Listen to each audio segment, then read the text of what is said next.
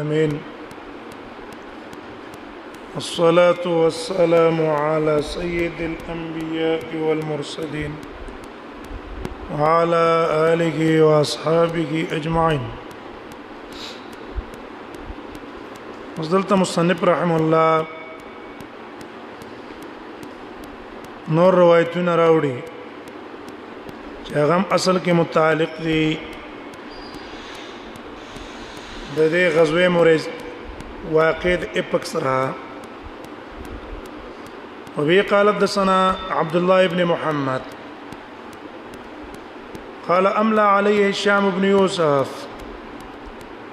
هشام ابن يوسف ماته املا کړي اگر تلستلو ماته لیکل کولو من حفظه او د یاد نه راته ویل کتاب نه راته نه ویل.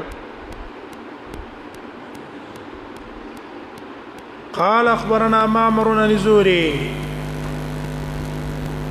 زهري نے روایت نقل ہے. د زهري په یو مجلس کې ناستو او په دې کې ولید ابن عبد الملک بادشاہ د بنو امیہ غم ناستو.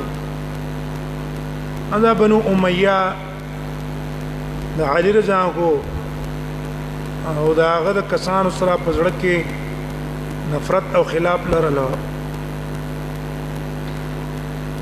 نو د غرض دا و چې علي یو قسم بدنام کی یعنی علي رضی الله عنه په عائشه رضی الله عنها باندې په تهمت کې کینی عیسی غستل دا یو تن نه ته پوسو کړو دی عالم ناغه چپ شو پسونه ویل د دې د وجه نه چې را ورکه خلیفہ ده ذره ترونه رسي بل اغم چپ شو. زهري نه چې تاسو کو زهري له پروا ان ساتلا وی ویلا. قال الوليد بن عبد الملك ومات وليد بن عبد الملك ویلا ابلغك ایت تا خبر در رسیدل دا ان عليا كان في من قذف عائشه چې عالم هغه چا کیو قذف عائشه چې په عائشه رضی الله عنها باندې تهمت لګولې و. دا غرض داو چې کېدې چې دي زهري ته ولا خبر رسیدلی چې دا خبره بو کی د وجه نه بس د علي هغه تنقیس په وکړې شي.